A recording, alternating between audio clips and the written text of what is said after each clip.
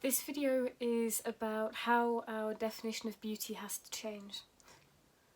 So we're in 2020 and I think a lot has changed. I think a lot has changed when it comes to how we see beauty and what we think about it.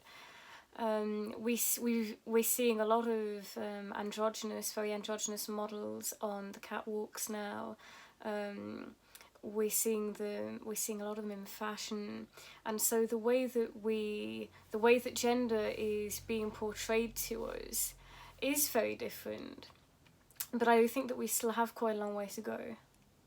I think what's interesting, and I'd really like to know what you think about it and how you feel about this, is how models that we're seeing on the catwalks and sort of the fashion that we're seeing on the catwalks that's sort of less gendered, that feels a lot more empowering for men, for women, for all genders. What's really interesting is looking at whether or not we think that's actually being reflected in the rest of society. I'm sure it is, but how far is that really being reflected? You know, I can't tell you how many times I've heard people say to me things like, oh, you know, if you just remove those piercings, or if you just covered up those tattoos, you know, you would actually be really, really pretty, you know. You know, people saying, let's say to my parents, things like, oh, you know, she's, especially people who've met me, you know, oh, she's a good-looking girl, you know, she just really needs to cover up those things, you know, just get rid of the androgyny, get rid of the tattoos, get rid of the piercings, let's add as much femininity as possible to this, and then she'll be just fine, she'll be alright, you know? You know, I think the problem with this is that we have such an ingrained stereotypes, gendered stereotypes about men versus women. You know, they don't include other genders, and it's incredibly binary. But I think the danger with it is that they're not seen as stereotypes. We think of them just as nothing more than the norm, than expectation. We don't think they're stereotypes because they run so deep. They run so deep and they go back so far that they're not considered stereotypes that we might need to be avoided, because they're too ingrained in our society, I think. Things are changing. They are changing, and I think we have to give, you know, all of us and society credit for that, and I think we have to be incredibly positive about the fact that they are changing. But I think we also need to make sure that this change continues, and that we continue to challenge the pressure that we put on, you know, young women. And again, this is from my perspective, because I definitely don't think that there is less pressure on the boys, but I think we really have to challenge this pressure on that we put on girls and young women to be pretty. It's like we're telling people that their self-worth stems from that, because it's something that I think most girls feel, you know, when they're really quite young, and I think they feel it regardless of their personality, even if their personality is such that maybe that's something that's not important to them. We tell them that it's important.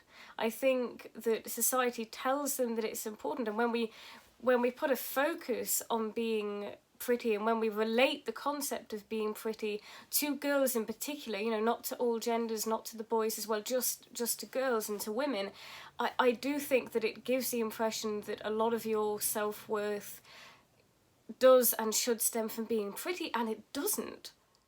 I remember a while ago, I really felt like I thought that things had changed, that they changed completely, probably because of my own experiences at university and my own experiences of coming out. But then, you know, I saw, maybe it was a year or two ago, I saw a few videos where young people, school age, secondary school age, so like high school age, were talking about how they felt. And they were saying that they really did feel that there was still this pressure on girls, on women, to be pretty, to be beautiful in a particular way, that there was pressure with weight, that there were all of these pressures. And that's when I realised that maybe things hadn't changed quite as much as I thought they had.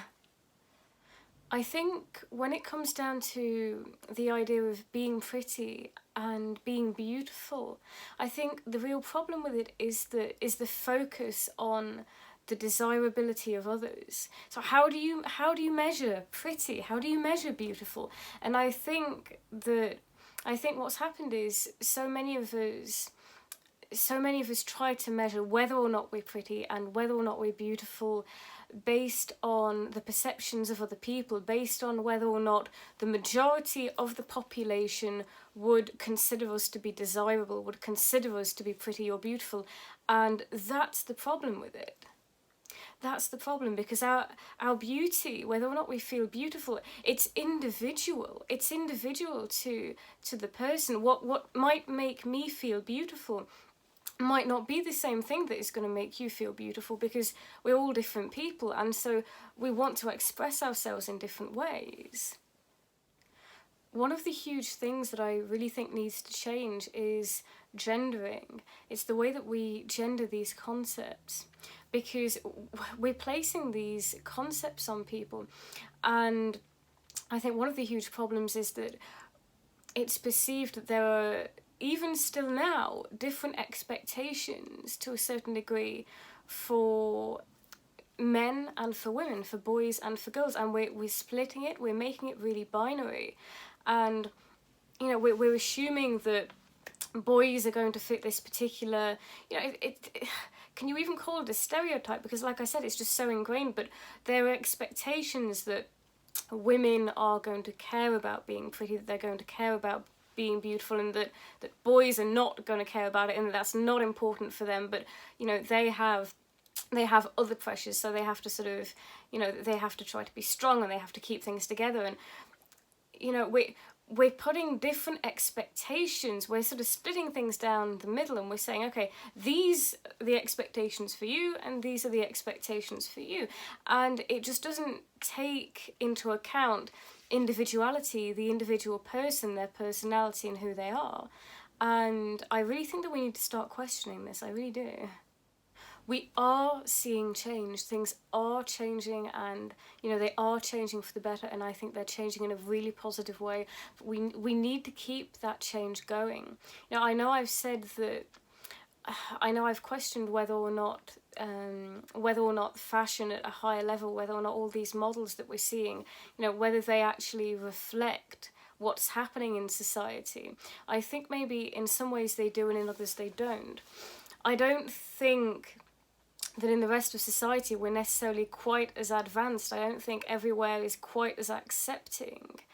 But I also think that this change that has happened in the fashion industry is reflective of how we feel, how so many of us feel as a society. I think it's reflective of our desire to free ourselves from these narrowed concepts, from these binary concepts, these really gendered ideas that really sort of strap us down and keep us in boxes and stop us from being completely ourselves and from really fully expressing our individuality. And I do think that they are reflective of our desire as a society, even if we're not at the point where we are completely free of that.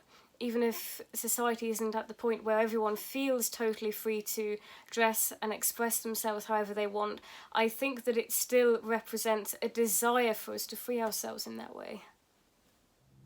I'd love for us just to ask ourselves, what is beauty? What does beauty mean to you? Because it's different and it varies and it means something different to every individual, to every person.